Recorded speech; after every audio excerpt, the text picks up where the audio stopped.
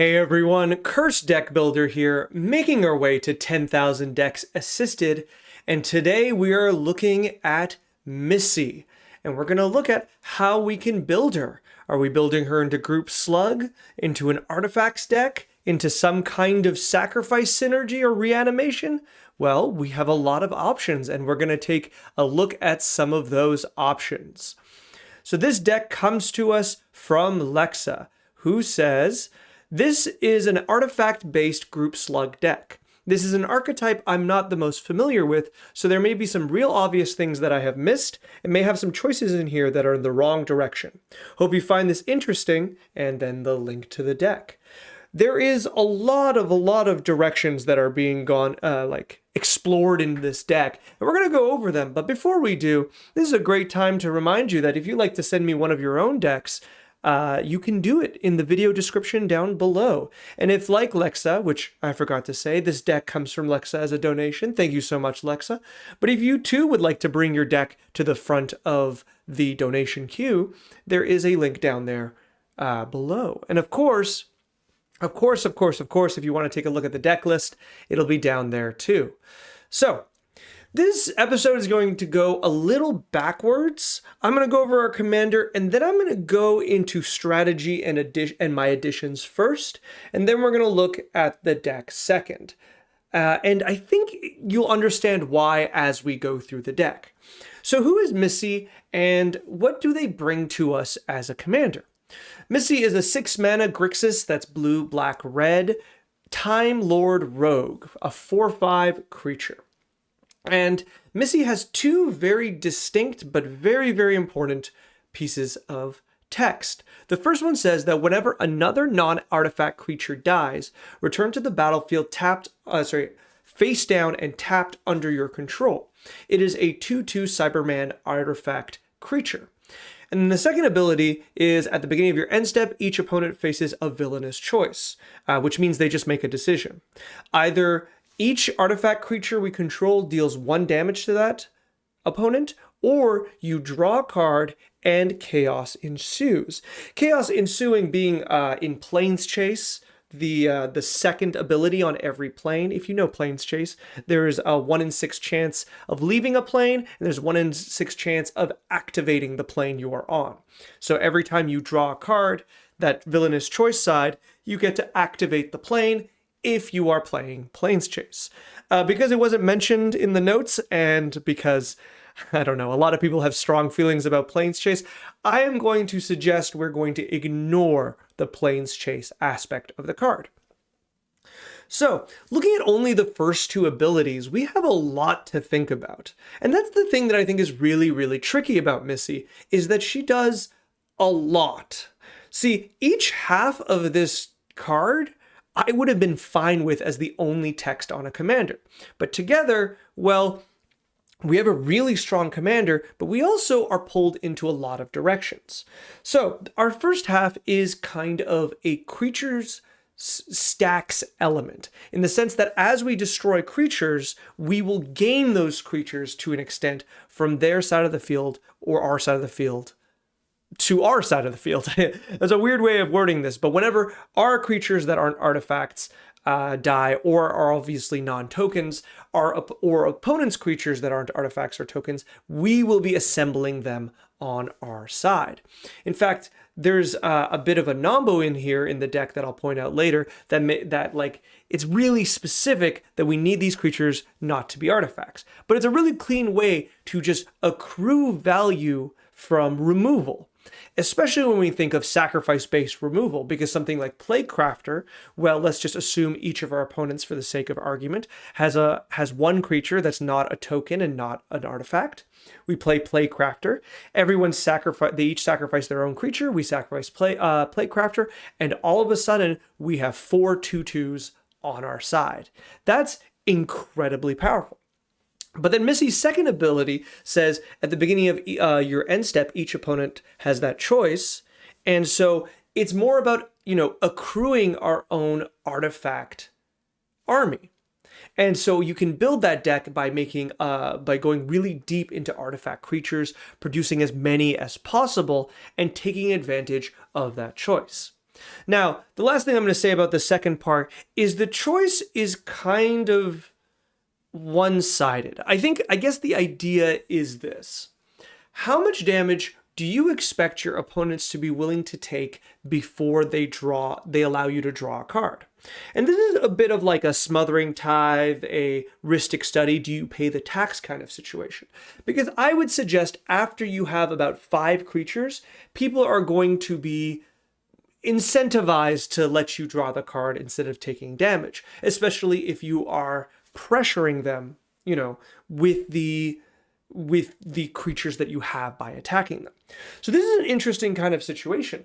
And the other thing that I think about it is that a 6-mana commander that draws you 3 cards per turn cycle, that's just looking at the last text, that's just looking as if your opponents always allow you to just draw the card. Is that something that's really, really strong or just kind of okay?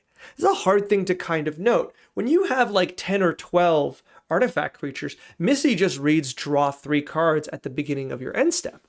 And though one can say that's really, really strong, it does have a ceiling, especially with a 6-mana commander. When we think of a commander such as like Timna or a bunch of those other partners, those are the ones like CDH power levels that I'm thinking of, but Gix, the blue-green elf, creatures that like these legendary creatures that allow you to, these commanders that allow you to draw multiple cards per turn cycle, they tend to be much lower mana, and they tend to let you draw more than just 3 sometimes, or have other added benefits. So Missy being at 6 mana and requiring your opponents to make a decision, well, it's kind of a tricky thing to work with. We can't really plan out our game plan off of drawing those cards. So all this to say about Missy is complicated. It's something that really strikes me about this Doctor Who set or series of cards that they've printed, is that the complication level is high. It's very, very high. I don't quite understand why do they want to go in this direction. I think the Warhammer Commander decks had a really nice balance, but these ones feel incredibly, incredibly complex. So let's go into the deck, and we're going to go straight to strategies, and then we're going to go to additions, but we're just going to be looking at the deck as is. Very, very quickly, we can see elements of a lot of different strategies here. And this is, I guess, a bit of a spoiler. I think this is the biggest problem the deck is facing right now, is that it doesn't have a direction to go in. And once again, this is mainly because of Missy, because Missy herself offers so many directions, it just feels correct to go into all of them. So we have things like regular punishment cards that punish our opponents for doing things that they want to do. But we also have elements such as our like black discard pressure, discard stacks to keep our opponents mainly out of the game to make it harder for them to make any meaningful decisions. Then we have the classic kind of group slug element where we are just pressuring all of our players, all of our opponents' life totals constantly to make it harder for them to make good choices, specifically with Missy.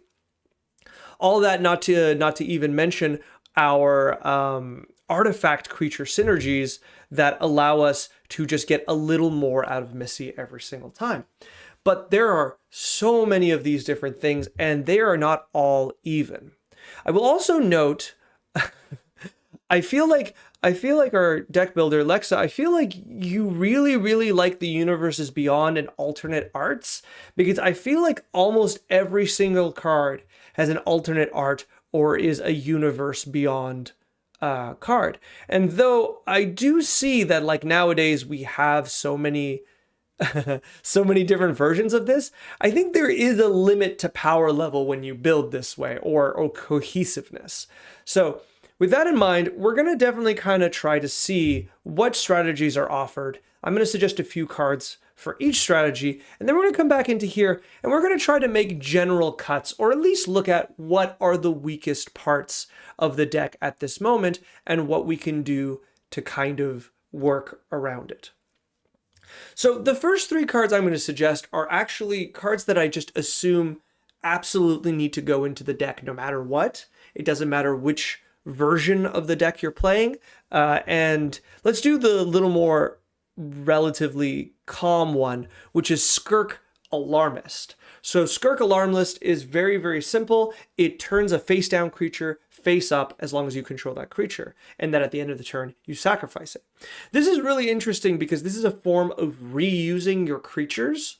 So you can, how do we put this? So you can not only flip your creatures face up that you want to, so something like Etched Familiar will be flipped.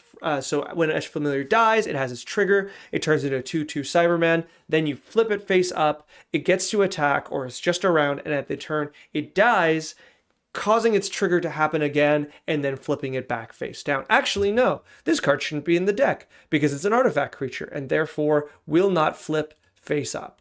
So it will not turn into a 2/2 Cyberman. So, yeah. So we can't play those cards. Let me find a different example of a creature that wants to die. I guess Kroxa? Yeah. No, because Kroxa has an ETB, not a turn face up. We'd have to find another card. Let's just think of like any Blood Artist card on the battlefield allows you to reuse it. So I do really like this. Well, something else I like is that you can use this to turn your opponent's creatures face up and get a use out of them. But maybe as I'm talking about this, I like this card less. So I'm gonna quietly close this and go to the next one. And this is the one that I think is a lot more important. And this is Ruthless Ripper. And the reason that Ruthless Ripper is really good is that this is a card that goes infinite with your commander and a sack outlets. And here I'm just saying Ashnod's Altar, but what happens is you sacrifice this creature, it flips face down, you reveal a black card from your hand, it flips face up, deals 2 damage, and then you sacrifice it, it flips face down, and you repeat the same thing, revealing the same black card every time. So this is a 3-card infinite combo. Your commander, any form of sacrifice, and Ruthless Ripper. Technically, you need a black card in hand, so technically 4 cards, but I think that's a lot more reasonable than having that 4th card on the battlefield. But I do think this is a really, really good combo that every version of this deck should be running, especially at 12 cents for this card. Okay, so with that in mind, let's talk about a few of the cards, the directions that I think are strongest for this deck. So the first thing I want to take note of is we're playing, let's see, Virus Beetle, right? Virus Beetle, funnily enough, is the worst version of this card because as an artifact creature, it can't be flipped, it can't be reanimated, but I guess that's not a problem because you just want it on the ETB and then just to trigger a number. But we do have other versions of this card. Nezumi Informant, there's an elf version, there's a Burglar Rat. There's so many different versions of this card with the same text. When this enters the battlefield, each opponent discards a card. And the thing about this card is you definitely want it in some form of multiples. Mainly because that first trigger isn't really going to do much. Now we have some support with the Lilianas, but we're gonna get back to that in a second. But with Virus Beetle by itself, all it's going to do is either make them discard the worst card of their hand once, or it's going to fuel their deck because it's often that some players will have a card in their hand that they'd rather in their graveyard.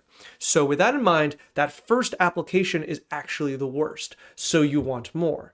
So if you want to go in this direction, you can play 2 or 3 of these kind of effects because they add up really, really well. The first one is just fine, the second one's really good, and the third one's even better because your opponents are running out of resources and cards they want to discard.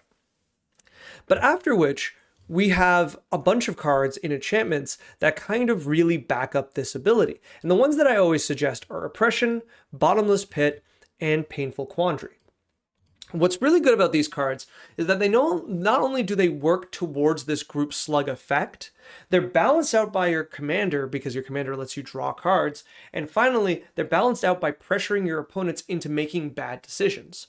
So Oppression and Bottomless Pit are the stronger versions for their mana cost, albeit they affect you as well. Oppression says whenever someone casts a spell, they discard a card. Really, really good, especially against decks that want to cast multiple cards in a turn.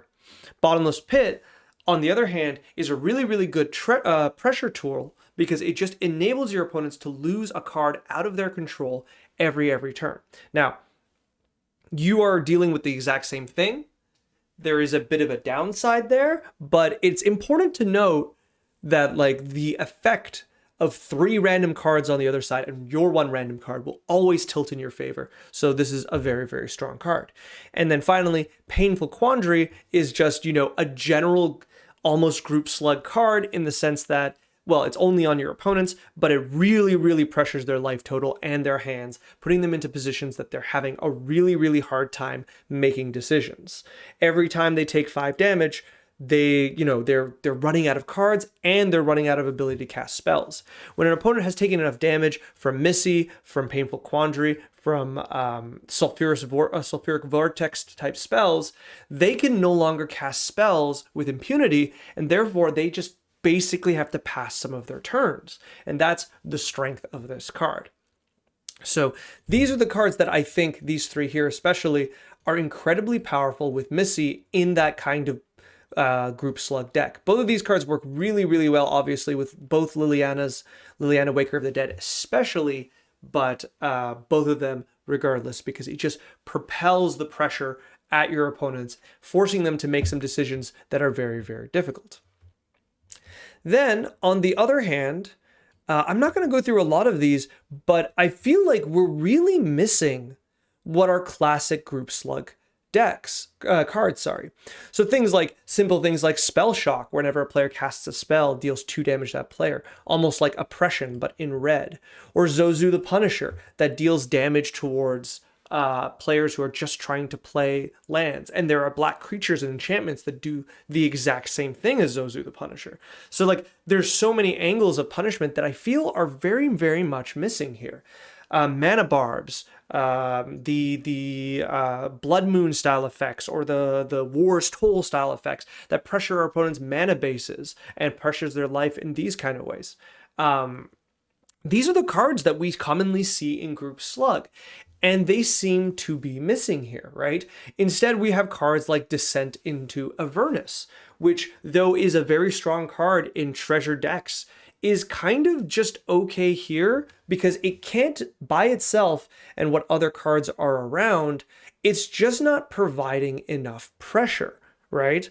Because at this point, Descent into Avernus is just ramping your opponents for a bunch of turns, and without the ability to kind of punish their hands so they can't do any, they can't use the treasure effectively, or you aren't dealing enough damage consistently to your opponents, that they're not really, this card is helping them more than it's hurting them.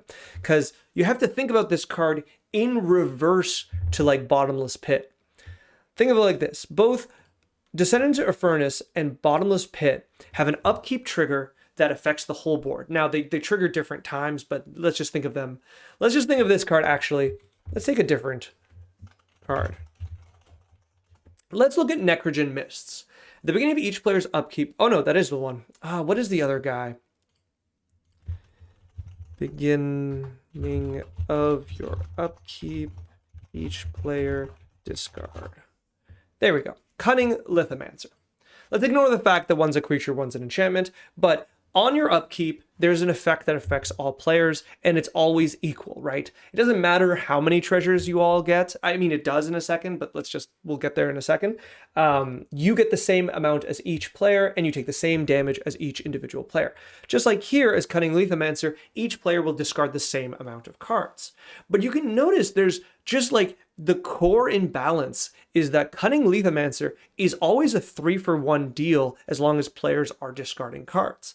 As long as your opponents have cards to discard, and so do you, you are getting 3 times the benefit than your opponents are. Because, well, technically they're all getting the same benefit, but in the sense that this card paid off in your strategy because you've discarded 3 cards for the price of 1 card discarded on your side, right? And obviously, part of the strategy of a deck like this is you want to get Hellbent, so you're not even taking this, you're not even discarding that 1 card. And then obviously cards like Painful Quandary will clean up after that. But let's look at Descent into Avernus. Descent into Avernus, no matter what happens, everyone's getting treasures. There's no situation that someone's out of cards or something happens. They're getting the treasures. Yes, they might lose the game after, but generally they're getting the treasures. By 4 turns of this, it is a lot of damage, but they're probably still alive at that point. They are getting 3 times the benefit that you are. And yes, they're taking 3 times the damage totally, but that treasure benefit is just so high, and it goes up dramatically. Because let's even think of it like this. How much life would you pay a turn for a treasure? And I think the answer of 1 life per 1 treasure, you would absolutely pay that, right? That's a deal you'd make. Even if someone says, what about 5 treasures for 5 life? There's almost every time you'd be like, yeah, I would love 5 additional mana on my turn.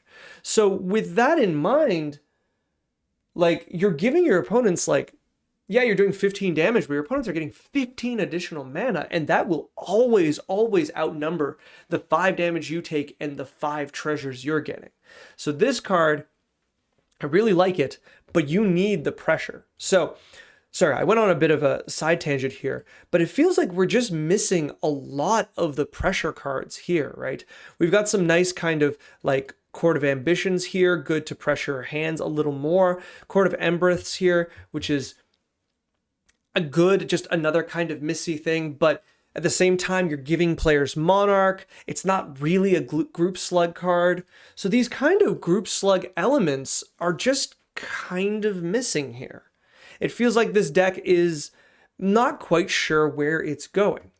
Now, I have 4 more cards to talk about before we go in and suggest what cards to take out. But what I kept these cards last with is because they kind of combine both sides of these cards that I'm suggesting, which is kind of like the discard pressure, but also the damage pressure. And these cards tend to work really well with Missy. So let's take a look at them. So our first one is Zoyowa, Lava Tongue. This is just one of those Descend cards, and with a deck where you're already destroying your own creatures to get them back as Cybermen, or you have Cybermen to attack with, Descend is actually really easy to trigger. Now, it's not like the kind of deck that it can trigger Descend on your opponent's turns easily, but it can definitely trigger Descend on your own turn. And so for that, you have this situation where each opponent has to discard, or sacrifice a permanent, or take 3. And all 3 of those options are really good for you. When they start discarding cards, that's good pressure against their hands. When they start discarding, when they start sacrificing permanents, if they're creatures, you get them back on your side, and obviously the 3 damage goes to Group Slug. This is an excellent addition to a card like this. Likewise, we've got 3 cards with Rankle on them. The first one, obviously classic Rankle, a great time. Each player discarding a card is great for you. Each player losing a life and drawing a card isn't as great, but it does a little bit of damage and it draws you a card, which is nice. But that each player sacrifices a creature trigger is so good, right? You're probably doing 1/3 on these a lot. You're pressuring your opponents, and as they lose creatures, you're getting Cybermen instead. So you get to get really far ahead, and then later, as you're still doing this, you can sacrifice those Cybermen once you run out of creatures that you're willing to sacrifice. That's really good, and I do really like this inclusion. And then, of course, the natural the next step of this is Rankle's Prank, which does each of those, not exactly each of those abilities. The middle one is different, but which is better if you ask me. You have a really easy cast this, pick all 3 modes, right? Each player discarding 2 cards, there's a point where you're out of cards, or you don't mind discarding cards because you are going to be, it's once again 2 to 1 times 3. So if your opponents all discard and you do as well, that's 6 cards out of their hands. Each player loses 4 life, that's 12 life for your 4. And each player sacrifices 2 creatures, same thing. That's just such a great number and puts you so far into the lead, especially with the Cybermen that you're getting. And then obviously the last one here is Rankle and Torbrand, which is, Torbrand could also himself go into this deck, but is also just like the perfect conclusion of this kind of these 3 cards, where once again, each player sacrifices a creature. If a source would deal damage to a player or battle this turn, it deals that much damage +2. Those 2 right there, really good. And each player creating a treasure token is just not as bad when you have constant control of it. So when you're in a situation, when you're in this situation, you can decide whether or not you want to do this. If your opponents are all out of cards and you have Bottomless Pit in play, Oppression in play, all of a sudden you don't mind giving them the treasure token because they can't really maximize it. So these cards this card is really, really good here. Not to mention that its first strike with the source would deal damage to a player or battle obviously works in the way that you hit someone with this, hit them with the first strike, and then you hit them with the Cybermen that you attack them with. And each of those Cybermen is now a 4/2 in essence. And that's just so, so good. So no matter what happens with this deck, I really, really think these are the cards you should be playing.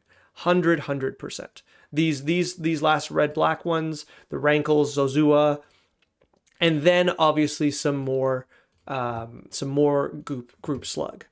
But on the other hand, let's start talking about the cards that are actually in here, because I'd like to be a little critical on some of these cards. Now, once again, like there's a lot of cards here that I get the feeling that they were quick inclusions because they have that alternate art, that specials, like, you know, special borders, or their universes beyond. It really does feel like that. You can correct me if I'm wrong, but it does seem a little bit like that. There's some key choices: Smallpox, Death Cloud, I can see Virus Beetle, that are in there regardless. And those tend to be the strongest cards. So those things kind of broke the mold to an extent. But there's a few that I just, regardless, I don't like. So let's start taking a look at what I think is kind of against the deck. And the easiest one here is Encroaching Mycosynth. And the reason for this, I think, is that it turns all of your creatures that aren't, you know, like, okay, I'm trying to find a way to word this. So let's look at Notion Thief, right? Notion Thief is a really good creature, but is not an artifact creature. So what is the difference of him being an artifact creature and not in this deck? Well, if he's an artifact creature, he has the chance of dealing 1 additional damage to each opponent. So that's about 3 damage in an attack.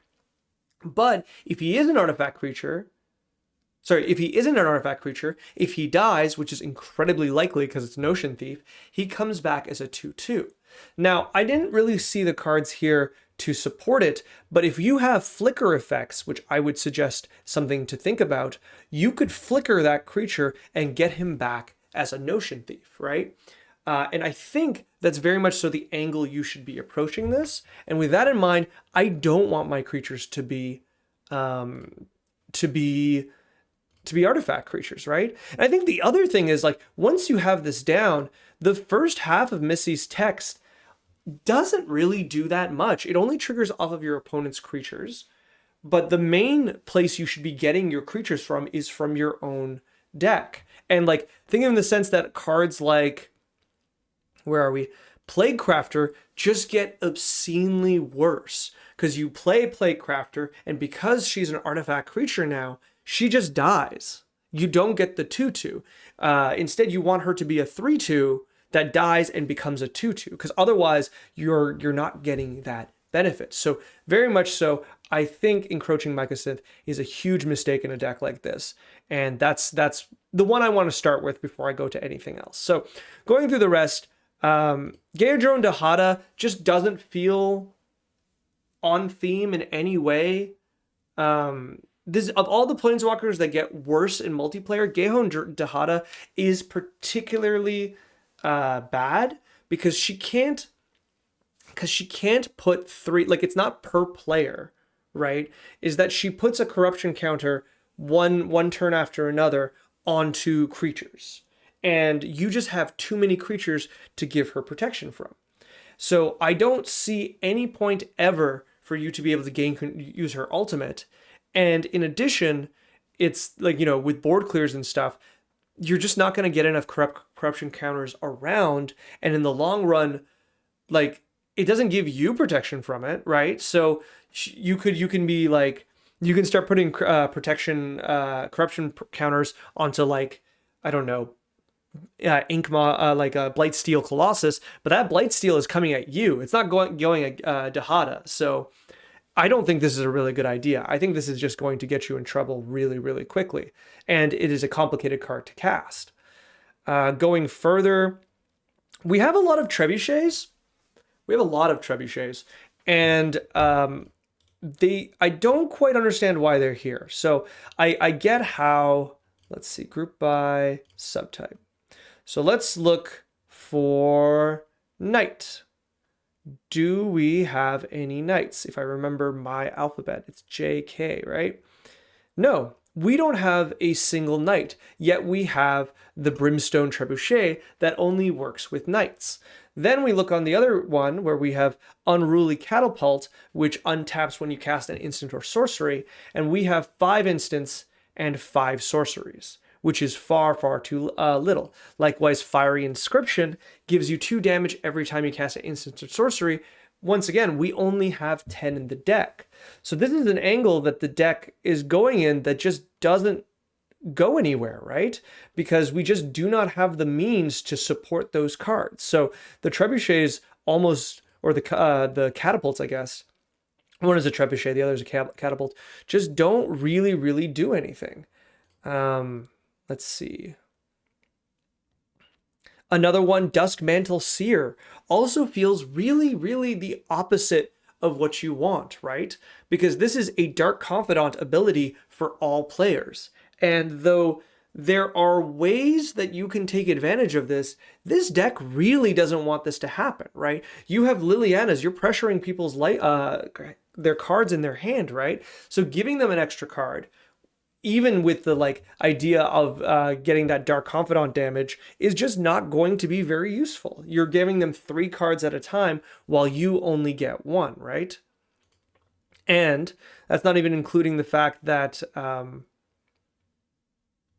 oh, no, I think the idea just left my brain. I guess I was going to say that Notion Thief doesn't even particularly work with it. Like, you can't even steal those cards from them. Like this, I just don't think that. Oh yes, I was going to say, like, even if we look at our deck, like look at the curve. If your opponent's decks have any similar kind of curve, they will be very happy for you to cast the Dusk Mantle Seer. So I think that's an easy cut as well. Let's see. I think there's so many cards that are on specific strategies. I can't really name them all. Skull Cage, I think that's pretty good. I think that's fine. Knight Paladin deals 4 damage to each opponent. Would you pay 5 mana to deal 4 damage to each opponent? No. And it's not even a creature most of the time. And then when it's a creature, it's an artifact creature, so you don't even get a 2/2 out of it. I don't know. I'm not quite sure. There's a lot of points that this deck seems to be going in different directions. So I've kind of pointed out a few of them. I think it's kind of difficult for me to go through the whole deck otherwise, because like things like, okay, Impact Tremors, I get why this is in there. Purphoros, that works in the same way. But both of those don't work with the fact that you have artifact creatures, because these artifact creatures do not become 2/2 Cybermen when they die. So this is a Nombo that's built into the deck. Or we have here Encroaching Mycosith that creates the same problem for every creature in the deck. So therefore, it's just a Nombo for the deck. Likewise, if we come here and we look at Dusk Mantle Seer, all of a sudden our Liliana of the Veils and Liliana Waker of the Dead get weaker, or even our Court of Ambition gets weaker, because we're giving them cards to discard as opposed to continuing to pressure their hand total, right? Like they're the cards in hand. Do you see kind of what I'm getting at? Like, I feel like this deck just wants to do everything, and it's just kind of climbing all over itself to try to do those things. And then we have just some inclusion of cards that are just kind of weak. Cyberman Patrol is just kind of cute. Like, you're playing an artifact, like kind of a swarm deck. So your afflict triggers aren't gonna really happen. All that means is your Cybermen generally are unblocked, or it's just easy to destroy this 2/2 because it's a 2/2, it's an artifact, you know, board clears hit it. So this card's in here and it makes sense because it's on theme, but it's just not very strong with the rest of your deck. So I don't know. I think there's a lot here that needs to be looked at before. Like, I guess even what I should say is that this deck needs to figure out what it wants to be, right? Because it's trying to be so much, and it's just not prepared to be all of those things. We even have like Smallpox, Pox, and Death Cloud here. And these cards don't have alternate art, so I'm I believe you have these cards in there for the sheer power of them and not because you like their style. But you don't have cards that support these, right? These cards, you need to have support such as Bloodghast effects, reassembling skeleton effects, ways to get your land back, ways to get cards you want to discard. Otherwise, this is still just kind of it's too much pressure on yourself, especially with a deck that wants to cast a 6-mana commander, right? Like, Smallpox just gets worse and worse the longer you sandbag it. It's really, really good early on in the game because it can make a huge difference. But by turn 4 or 5 or further, you don't want to cast this because it's not really going to do much. But this deck cannot suffer the cost of the Smallpox unless you are at that turn. So it just doesn't seem to be a good strategy here. Okay, and I think that's kind of where I'm going to end this video. I feel like I've been really harsh on the deck, and I don't want to say, like, one of your questions was, do I think this is an interesting idea? And the thing is, I do. I do think this is an interesting idea. But the idea itself right now is just kind of all over the place, right? Like, it needs to focus on one coherent strategy. Now, I've tried to kind of give a direction in that strategy with like Zoyowa, with Rankle, these and the more general group Slug cards in red, and the more general discard, hate in black, right? And you notice I haven't added any blue cards because, I mean, this deck is mainly red and black, and there's not much you can do because there's not a lot of hate in blue, but there's so much more we could have in this deck, right? There's so many different angles. Missy provides, let's do this version. Missy provides just so many directions to go into that it can be a lot to work off of. So I've given suggestions. You do not have to go in those suggestions, but you have to go in those directions, but you have to go in one direction or like one or two directions that are very, very closely knit. And I think at this point, you're not doing that. And the deck's biggest enemy is itself. We talk about decks that lose to themselves, and generally what we mean is like you've drawn the wrong half of your deck. But this deck very much so directly, this is the creature deck. This deck very much directly has nombos in it that kind of get in its own ways. So if nothing else, you have to start by taking those out, and you need to figure out exactly what direction you want to be in. These directions with Rankle and Zoyowa make sense to me because, one, I think they're generally very, very strong, and they do the 3-for-1 rule really, really easily. But two, honestly, they're the kinds I like. So don't do them just because they're strong. Find the version of this deck that you like and build towards it. I hope this video was helpful to you. I know it's a bit pointed at the deck and what it can do, but I think these are really hard questions that a commander like this will build towards. And we've seen other commanders like this. I think, like, what was our other guy from Jurassic Park, right? Jeff Goldblum card.